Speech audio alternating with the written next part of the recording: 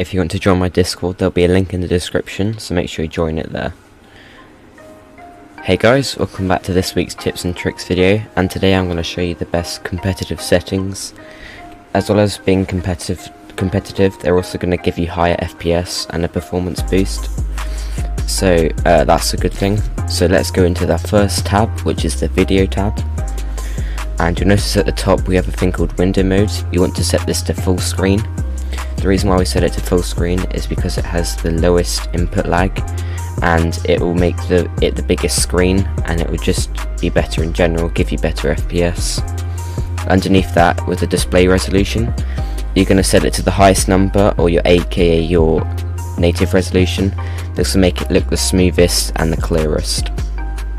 Frame rate, this is depending on your monitor's refresh rate. I have a 144Hz monitor, that's why I've set at 144 FPS, but you might want to set it one above, so I might set mine to 160. So say if you're on a 60Hz monitor, you want to set it to 120 FPS, just so it never dips below your monitor's refresh rate, and so we get the smoothest gameplay possible. Okay, moving on to 3D res. If you've got a decent enough computer, you want to stick this to 100%, as it will look the sharpest, clearest, enemies will appear better. But if you have a low-end PC, I would possibly set this to around 75%. If it's still too laggy, decrease it a bit, but don't set it too low, as you won't be able to see much. Okay, so you'll see the rest of these settings are all on near, low or off. The reason why we have these like this is because they give even more FPS, and some of the settings are just a distraction overall. But I'll break them down and tell you why I've got them all off or low.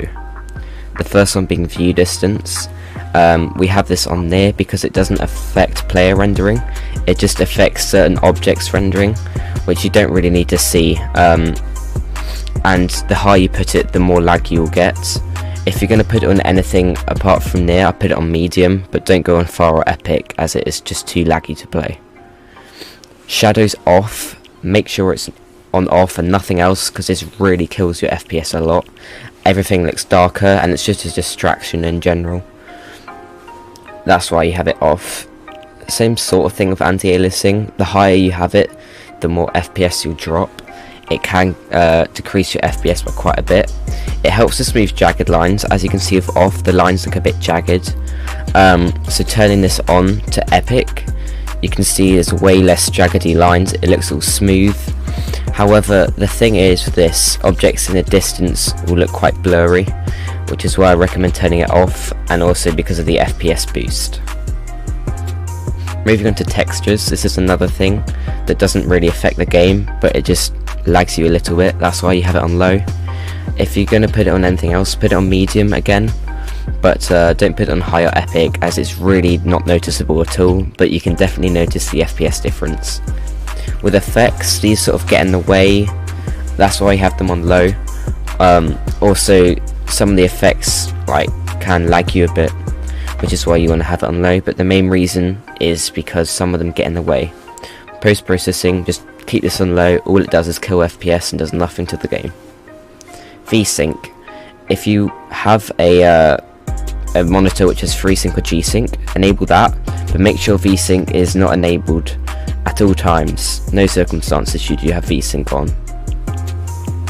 Motion blur, have this off. Also, you have to have post-processing on medium for it to work.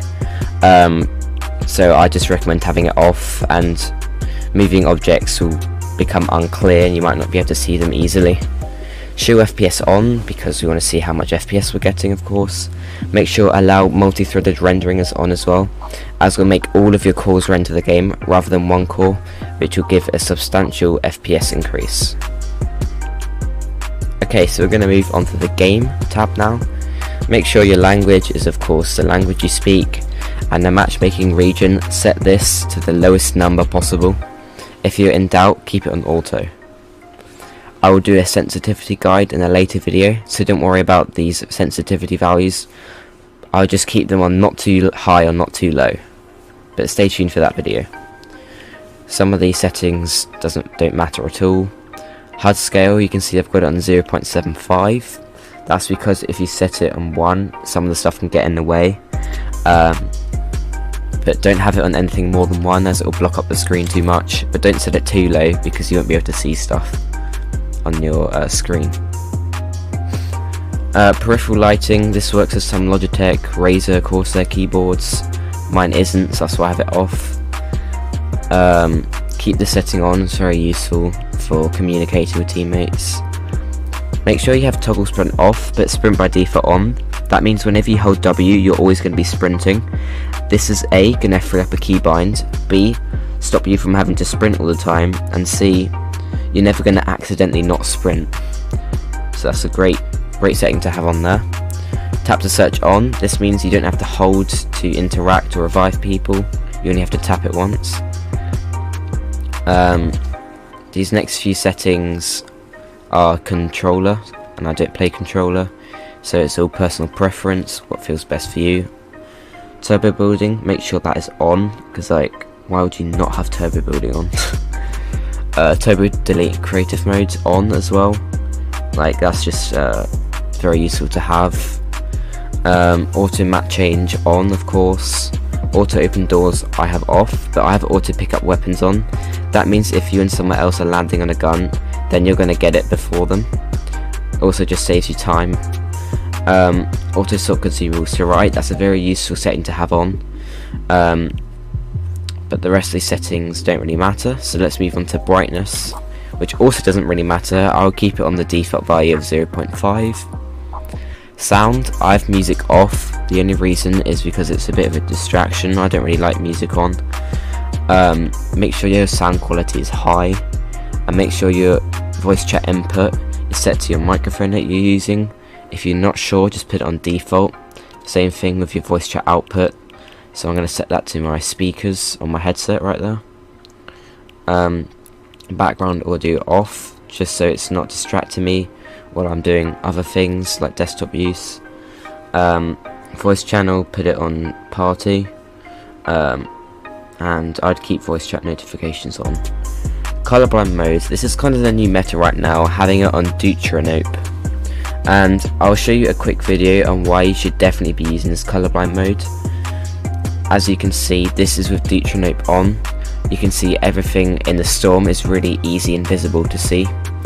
The colours do look a bit weird, but apart from that, it's just very useful to have. As you can see, with it off, there's a very clear difference. You can't really see much in the storm. So if you don't mind the slight change in colours, definitely keep this on. Have the colourblind mode strength on 5 to 6. You can see I have mine on 5, but I might set mine to 6. But don't set it too high, as the colours will look really weird, and don't set it too low, otherwise it won't be effective. These are my keybinds. I'll do a keybind video in the future, so I'm just going to scroll through them all quickly here.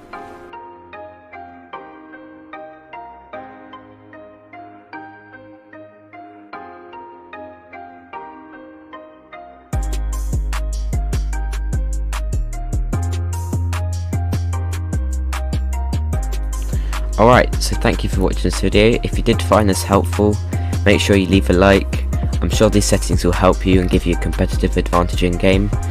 Stay tuned for my sense and keybind videos. Thanks for watching, see you all soon.